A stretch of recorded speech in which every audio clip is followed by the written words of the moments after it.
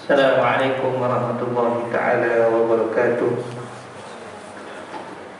Alhamdulillah, ahmaduka rabbi wa asta'inu wa usalli wa usallim ala khairi khalqihi Muhammadin sallallahu alaihi wasallam, sallallahu alaihi wa ala alihi wa ashabihi ajma'in.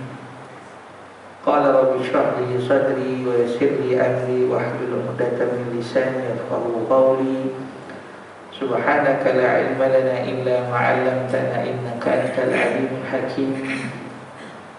Wa la hawla wa la quwwata illa billahil aliyyil azim.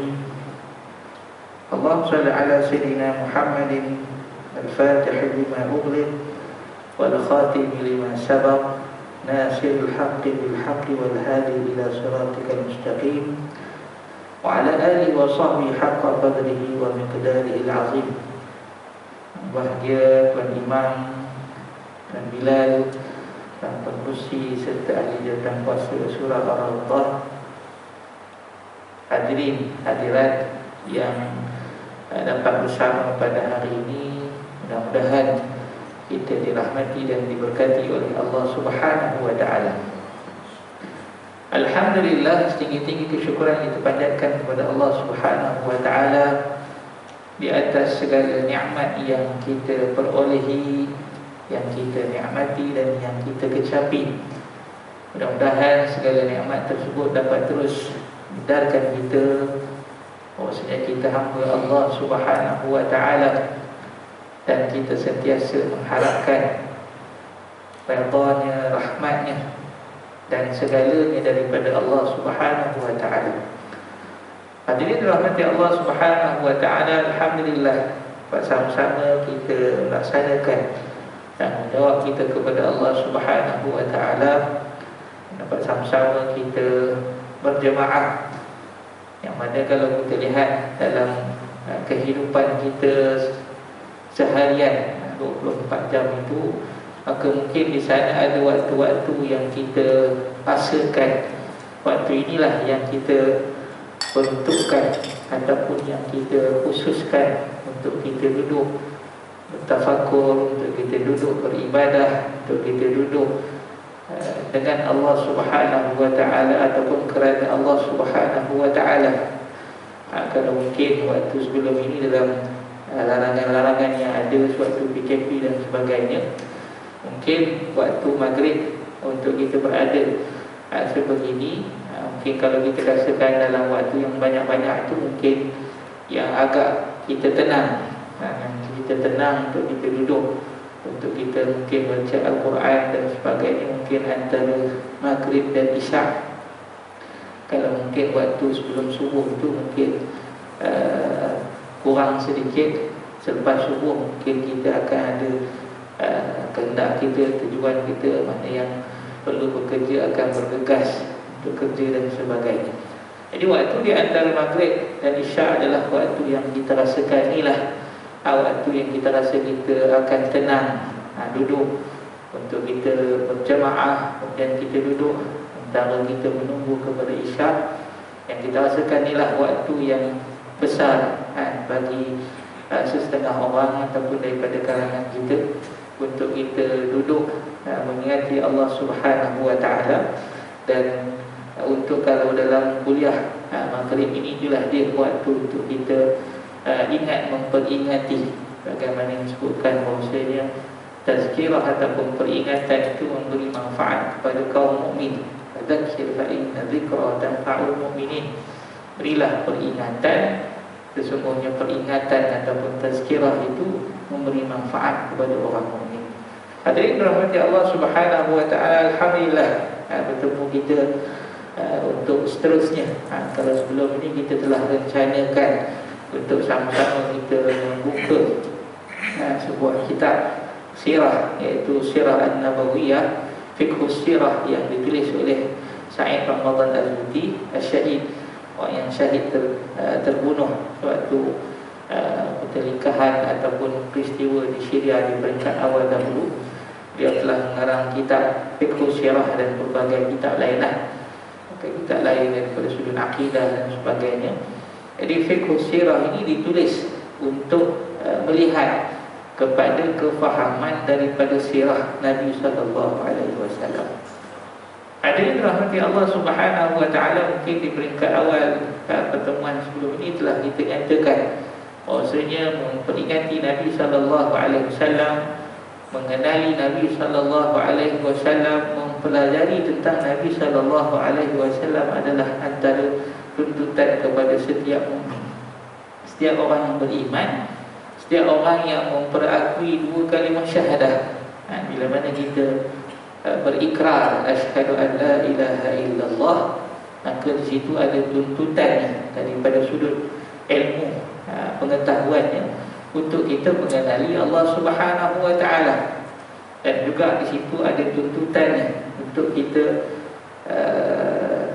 timbulkan rasa cinta kepada Allah Subhanahu wa taala dengan kita mempelajari perkara berkaitan tentang ketuhanan, ataupun yang kita pelajari di dalam ilmu akidah, bagaimana kita mengenali Allah Subhanahu wa taala sehingga kita orang mukmin ini ada di dalam hati kita itu perasaan ihsan. Dalam kita beribadah, maka kita ada perasaan anta'budallaha ka'annaka tarah, kamu menyembah Allah Subhanahu wa taala seakan-akan kamu melihat ataupun seakan-akan kamu menghadapnya. Fa illam takun tarah fa innahu yara. Kalau tidak ada perasaan seolah-olah melihat tadi, ataupun yang kita katakan melihat mungkin menghadap, maka kena ada perasaan bahwasanya Allah Subhanahu wa taala melihat kita, ataupun Allah Subhanahu wa taala mengawasi, memerhati kita. Jadi itu yang disebut sebagai ihsan.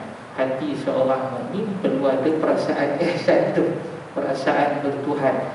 Itu yang kita katakan tuntutan daripada ikrar kita, syahadah kita, mengenali Allah Subhanahu wa taala, seterusnya menghayatinya dalam kehidupan, yang disebut sebagai perasaan ihsan. Seterusnya yang kedua itulah dia ikrar kita yang kedua, wa asyhadu anna Muhammadar Rasulullah. Kita bersaksi bahwasanya Muhammad itu pesuruh Allah. Jadi tuntutan daripada ini ialah untuk kita mengenali Rasulullah sallallahu alaihi wasallam. Sebagaimana pepatah Melayu kita menyebutkan, tak kenal maka tak cinta. Jadi bagaimana untuk mengenali Nabi sallallahu alaihi wasallam, selain daripada tuntutan dalam ilmu akidah itu, kita mempelajari perkara berkaitan tentang an-nubuwat, kenabian, apa yang wajib, mustahil dan harus bagi para nabi. Maka di situ juga ada juga tuntutan penghayatan kepada Rasulullah sallallahu alaihi wasallam itu sebagai contoh, sebagai ikutan, sebagai uswah kepada kita. Tadi adanya perasaan ihsan, maksudnya menghasilkan perasaan bertuhan. Maka yang ini ada perasaan bahwasanya Nabi sallallahu alaihi wasallam itu contoh ikutan dan teladan. Jadi ini kita katakan daripada tuntutan dua kalimah syahadah itu. Bagaimana kita mengucapkan dua kalimah syahadah, maka penghayatan yang perlu ada di dalam hati kita. Bagaimana untuk kita tadi menimbulkan perasaan ihsan, sama ada kita rasakan Allah Ta'ala melihat kita, memerhati kita, ataupun yang lebih baik daripada itu, seolah-olah kita menghadap melihat Allah Subhanahu wa Ta'ala. Mungkin di situ kita boleh lihat ada perbezaan bagaimana bila kita rasa diperhatikan, itu pun kita akan menjaga perbuatan kita. Apatah lagi kita menghadap, maka kita akan lebih lagi menjaga sebagaimana kita boleh andaikan, ataupun kita boleh lihat situasinya, bagaimana orang yang akan menghadap pemerintah, menghadap raja, menghadap sultan, bagaimana keadaan dia itu bila dia menghadap raja, sultan dan sebagainya.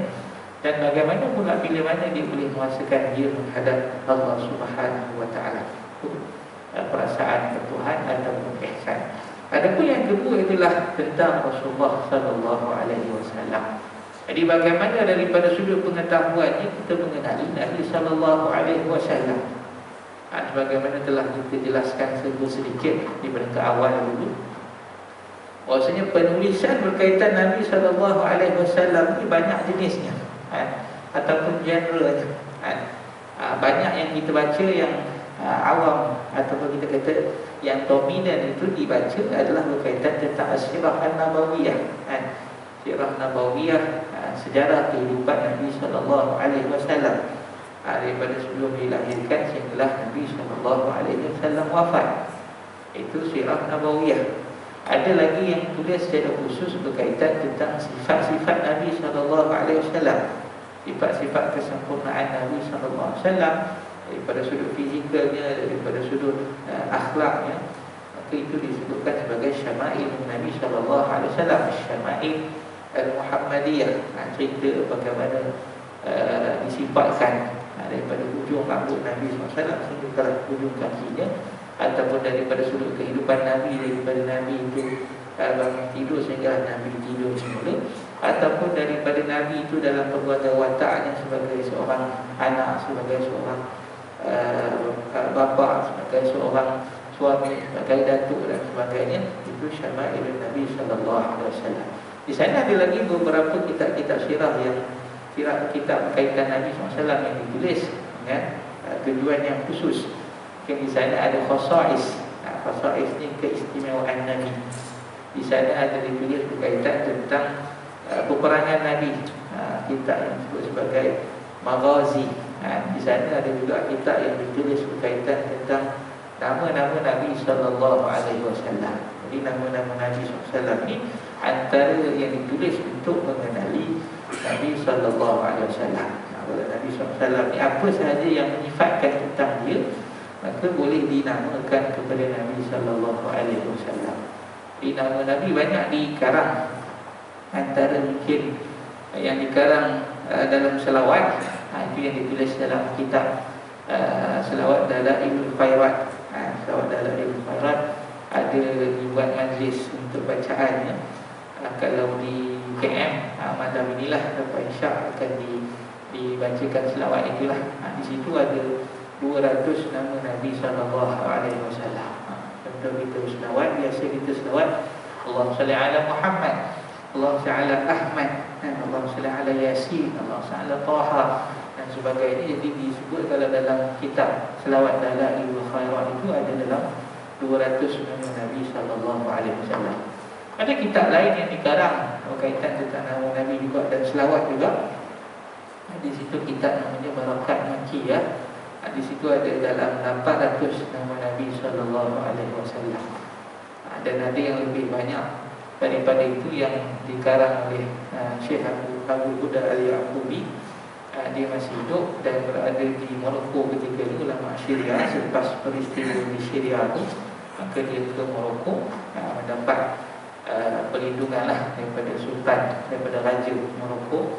Jadi ditulis satu juga kitab tentang Nabi SAW.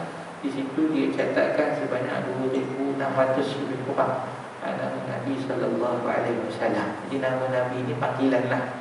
Dia berbeza dengan nama Allah Subhanahu wa taala. Nama Allah Subhanahu wa taala ni sifatnya taufiqiyah.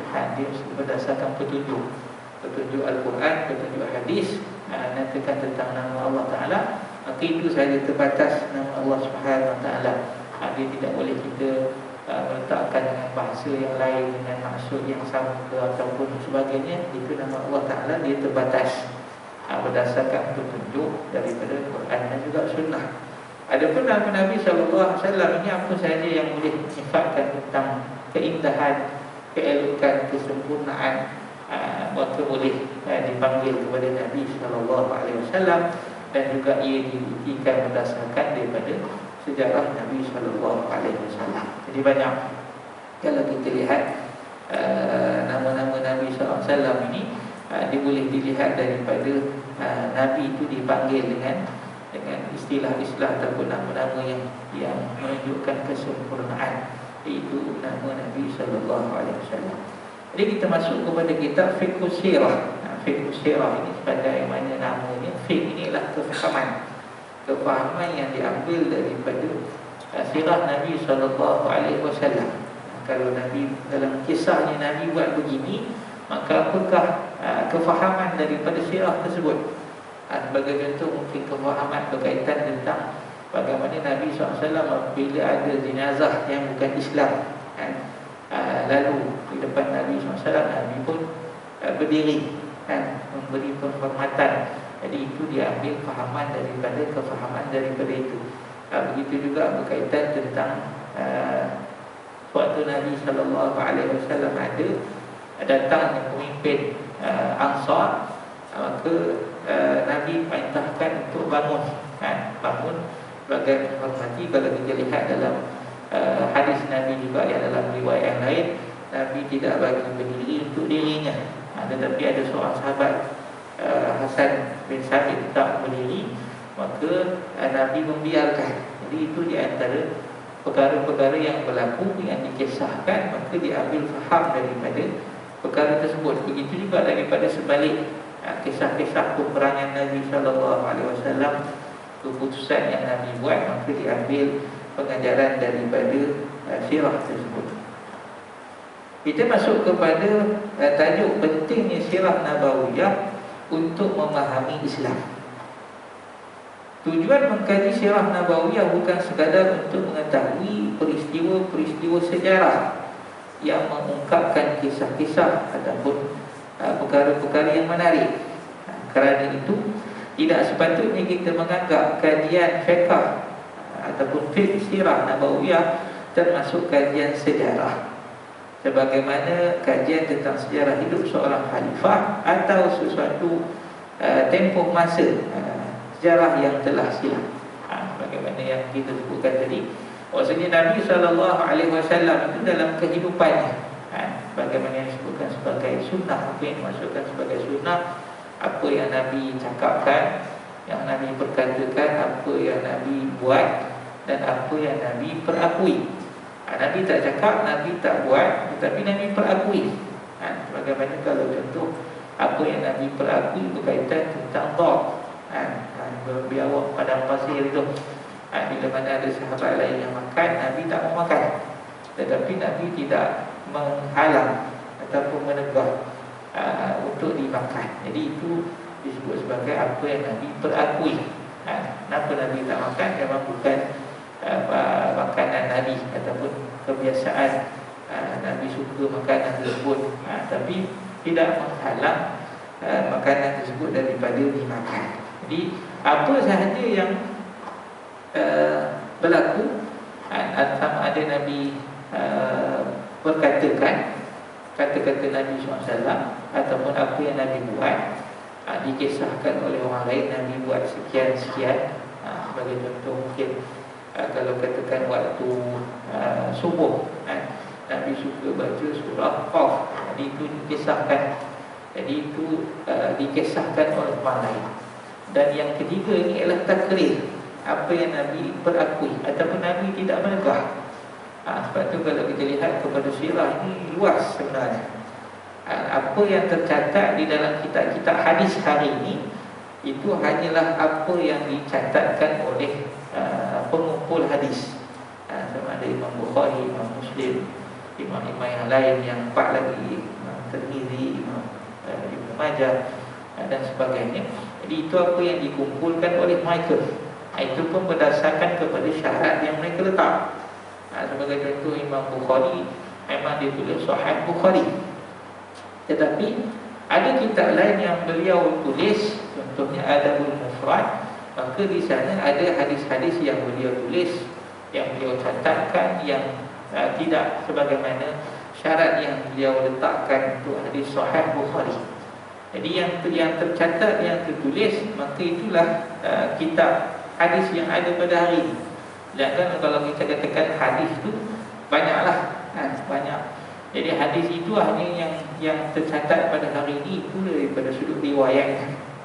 Itu pun perlu juga kepada kefahamannya. Riwayat dia ada juga satu lagi riwayat dan riwayat. Riwayat ni riwayat lah, riwayat ni kefahaman daripada hadis tersebut. Kalau hadis itu kata begitu, bagaimana kefahaman yang sebenarnya? Kefahaman yang sebenarnya, kalau hari ini kita boleh lihat kefahaman daripada hadis itu letaknya pada ulama fiqh. Ulama fiqh ni mereka lah yang menganalisa hadis-hadis, riwayat-riwayat yang ada, maka mereka membuat kesimpulan ataupun mengeluarkan pandangan daripada hadis ini, maka hukumnya begini. Sebab itu kita boleh lihat ada perbezaan di antara mazhab-mazhab fiqh. Kenapa? Sebab setiap mazhab fiqh itu syaratnya berbeza. Mungkin yang ini menerima, kalau contoh Imam Malik, dia menerima kaedah apa yang dibuat oleh orang Madinah, maka itu adalah di antara pengkaedahan yang diguna untuk mengeluarkan hukum amal ahli Madinah. Maksudnya apa yang orang Madinah buat, maka itu mungkin daripada Nabi SAW ataupun yang diperakui di peringkat awal. Itu mazhab Imam Malik. Tetapi amal ahli Madinah ni Imam Malik sahaja yang pegang kaedah tu. Imam Syafi'i, Imam Abu Hanifah, Imam Ahmad tidak. Sebab itu berbeza di antara mazhab-mazhab fiqh ini kerana berbeza syarat yang mereka letak. Sebab itu kenapa kita beramal dengan hukum fiqh ini, kita perlu letak kepada ataupun kita konsisten dengan mazhab, satu mazhab, sebab dia ada kaedah. Kalau kita tidak ada kaedah, maka kita ni ikut suka kita lah. Kalau kita rasa nak buat, kita akan ambil pandangan ini. Kalau kita tak nak, kita akan ambil pandangan yang lain. Jadi di situ tidak ada disiplin. Sebab itu iltizam dengan mazhab ini adalah satu kita katakan daripada sudut disiplin ni, kita ni memang konsisten lah, konsisten dengan pengkaedahan yang ada. Itu orang yang mahir dengan dalil-dalil lah. Ataupun macam saya, ataupun kita katakan orang yang tidak mengetahui dalil secara terperinci perbahasannya, maka itulah kita katakan kita boleh menuruti mana-mana mazhab fiqh. Kalau kita di Malaysia ni mazhabnya adalah mazhab Syafi'i. Jadi daripada sirah Nabi SAW itu bukan sekadar sirah, bukan sekadar kisah, tetapi di situ lahirnya kefahaman. Kefahaman apa yang Nabi buat, apa yang Nabi tidak buat, dan juga perakuan Nabi, maka memberi petunjuk kepada kita dalam kehidupan. Tujuan mengkaji sirah Nabawiyah ini ialah agar setiap Muslim memperoleh gambaran tentang hakikat Islam secara sempurna, yang tercermin di dalam kehidupan Nabi SAW. Sesudah ia difahami secara konseptual sebagai prinsip, kaedah dan hukum, sirah Nabawiyah hanya merupakan aplikasi yang bertujuan memperjelas hakikat Islam secara utuh dalam keteladanan yang tertinggi daripada Nabi SAW. Itu tujuan kita melihat, mengkaji berkaitan tentang sirah. Bagaimana mungkin kita pernah sebutkan, maksudnya berkaitan tentang sirah ni, seeloknya kita ada satu hari yang kita letakkan untuk kita katakan inilah hari untuk kita membaca tentang Nabi SAW. Kalau setengah ulama diletakkan hari Selasa. Ini bukanlah kita katakan wajib hari Selasa itu, tetapi ada waktu yang kita letak untuk kita membaca tentang Nabi SAW ataupun mengambil faham. Jadi yang bukan fiqh tadi, fiqh sirah, mengambil kefahaman daripada sirah Nabi SAW. Bila kita rinci, maka dapat dibatasi dalam beberapa sasaran berikut. Pertama, memahami peribadi Nabi SAW melalui celah-celah kehidupan dan kondisi-kondisi yang pernah dihadapinya, untuk menegaskan bahawasanya Rasulullah SAW bukan hanya seorang yang terkenal di antara kaumnya, tetapi sebelum itu beliau adalah seorang Rasul yang didukung oleh Allah SWT dengan wahyu dan taufik daripadanya. Kalau daripada sudut peribadi Nabi ini, sebelum daripada Rasul lagi, dikenal sebagai Al-Amin. Begitu juga dia ialah seorang manusia, yang mana manusia yang didukung oleh Allah SWT. Itu kita boleh tengok bagaimana Nabi itu berada di Mekah, segala dugaan, cabaran, sehingga kan kita katakan boykot. Ada boykot, tidak boleh berurusan dengan Bani Abdul Muttalib itu, Bani Hashim, Bani Abdul Muttalib itu. Tak boleh berjual beli, tak boleh menikah kahwin. Bayangkan dalam tempoh itu, kita kata kita nak beli barang, orang tak nak jual. Jadi Bagaimana Nabi yang dalam kita katakan suasana itu, ataupun Nabi dah sampai tahap dirancang untuk dibunuh, dah dikepung dah, rumah itu telah dikepung, tetapi selamat. Kenapa? Itu membuktikan bahawasanya beliau adalah Nabi ataupun Rasul yang didukung oleh Allah Subhanahu Wa Taala. Kalau sudut perancangannya habis dah, habis dah, tak ada tempat dah Nabi nak lari, tapi lepas, sebagaimana Nabi, kisah Nabi nak ke Mekah dan ke Madinah itu, dan dikejar pula, tetapi itu membuktikan bahawa Nabi didukung oleh Allah Subhanahu Wa Taala. Kedua, agar manusia mendapatkan gambaran menyangkut seluruh aspek kehidupan yang utama untuk dijadikan undang-undang dan pedoman dalam kehidupan. Tidak diragukan lagi bahawasanya manusia mencari idea mengenai salah satu aspek kehidupan, dia pasti akan mendapatkan di dalam kehidupan Nabi SAW secara jelas dan sempurna. Kerana itu Allah menjadikannya qudwah bagi seluruh manusia. Kalau dalam ayat Quran memang Allah Ta'ala sebutkan, laqad kana lakum fi rasulillahi uswatun hasanah, contoh teladan yang baik. Sebab tu kalau dilihat apa sahaja aspek, aspek apa pun, kita sebagai apapun posisi kita, maka contohnya ada pada Nabi SAW. Berbeza dengan tokoh-tokoh yang lain. Michael Hart, kalau tidak silap, dia senaraikan 100 orang tokoh terkenal dunia. Diletak Nabi SAW itu yang pertama. Kenapa? Daripada aspek yang berbagai, Nabi ada contoh. Kita tengok pemimpin-pemimpin agama yang lain yang terkenal lah. Kalau tidak jauh pun mungkin Nabi Isa ataupun Jesus, yang disebut sebagai Jesus oleh orang Nasara, Kristian. Nabi Isa tidak ada contoh yang banyak. Kalau kita katakan contoh dia ataupun tentang keluarganya, tidak ada sangat. Dia sebagai suami ataupun dia sebagai bapa, dia sebagai anak, contoh yang kita katakan begitulah, tidak menyeluruh. Kalau kita katakan daripada sudut dia sebagai pemimpin, pemimpin negara, dia sebagai ketua negara, dia sebagai ketua panglima perang, dia sebagai mungkin tidak ada semua sebagaimana Nabi kita Muhammad sallallahu alaihi wasallam. Itu Allah Subhanahu Wa Taala berfirman, laqad kana lakum fi rasulillahi uswatun hasanah liman kana yarjullaha wal yawmal akhir. Untuk orang yang mengharapkan balasan daripada Allah Ta'ala, untuk orang yang mengingatkan ataupun yang mahukan tentang balasan di hari akhirat, maka contohnya ada pada Nabi SAW. Yang seterusnya, agar manusia mendapatkan dalam mengkaji sirah Nabi SAW sesuatu yang dapat membantunya memahami kitab Allah dan semangat tujuannya.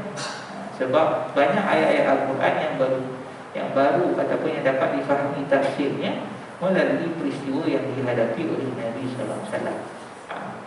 Sebab daripada ayat Al-Quran, itu juga penting dengan kita memahami sirah Nabi SAW.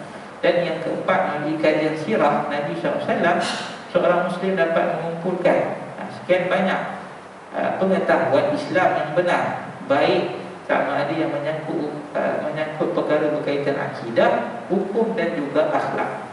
Maksudnya dalam kehidupan kita sebagai seorang Islam ada aspek kepercayaan akidah, ada aspek pengamalan fiqh, dan ada aspek kerohanian ataupun tasawufnya. Maka contoh itu ada pada Nabi SAW. Dengan kita mempelajari sirah, maka kita akan dapat gambarannya yang lebih jelas. Kemudian melalui kajian sirah, seorang itu dapat mengumpulkan yang tadi. Yang kelima, agar setiap pembina ataupun da'i, orang yang berdakwah, memiliki contoh hidup yang bersangkut berkaitan tentang dakwah. Rasulullah SAW seorang da'i yang memberi nasihat, yang membina akhlak yang baik, yang tidak segan-segan mencari cara pembinaan dan pendidikan terbaik Islam beberapa tempoh dakwahnya. Jadi itu yang seterusnya adalah berkaitan tentang panduan kepada pendakwah. Pada hari ini kita mungkin kita katakan, kalau dahulu mungkin kita duduk sesama kita sahaja. Hari ini kita kata dunia globalisasi, Kalau hari ini mungkin semangat pekerjaan yang dikatakan boleh kita duduk di mana sahaja, di alam maya ini, maka kita mungkin duduk di sini, kita boleh mendapatkan program di luar negara. Apa yang kita tulis pada hari ini, kalau katakan di media sosial, boleh dibaca oleh orang yang berada di tempat lain. Jadi suasana kita katakan dakwah itu berbeza. Kita duduk dalam negara yang majoriti Islam, tapi di tempat lain yang minoriti Islam, maka situasinya lain. Jadi itu kalau kita nak faham betul, memang kita kena berada di tempatnya. Tetapi daripada pembacaan sirah juga memberi kita maklumat berkaitan tentang bagaimana kita berdakwah. Kerana Rasulullah dalam hadis disebutkan, setiap yang mengaku la ilaha illallah itu adalah seorang pendakwah. Jadi itulah sedikit daripada kepentingan untuk mempelajari sirah nabawiyah atau sirah Nabi sallallahu alaihi wasallam. InsyaAllah dalam pertemuan yang akan datang kita akan melihat pula kepada sumber-sumber dalam kita mendapatkan sirah Nabi sallallahu alaihi wasallam. Apa yang baik itu daripada Allah Subhanahu wa taala, dan apa yang kurang itu daripada Tuhan. Saya maaf sekadar ini untuk hari ini. Bismillahirrahmanirrahim. Alhamdulillahirabbil alamin, wassalatu wassalamu ala asyrafil anbiya'i wal mursalin wa ala alihi wa sahbihi ajma'in. Allahumma ighfir lana ma akhtana wa ta'ammana wa asrarna wa a'lanna wa anta a'lamu bihi minna. Anta al-muqaddim wa anta al-mu'akhir, la ilaha illa anta wa la hawla wa la quwwata illa billahil 'aliyyil 'azim. Allahumma ij'alna min alladhina yastami'una al-qawla fayattabi'una ahsanah. Allahumma anfa'na bima 'allamtana wa 'allimna ma yanfa'una wa zidna 'ilma wa la hawla wa la quwwata illa billahil 'aliyyil 'azim. Wa sallallahu ala sayyidina Muhammadin wa ala alihi wa sahbihi wa sallam. Walhamdulillahi rabbil alamin. Assalamualaikum warahmatullahi taala wabarakatuh.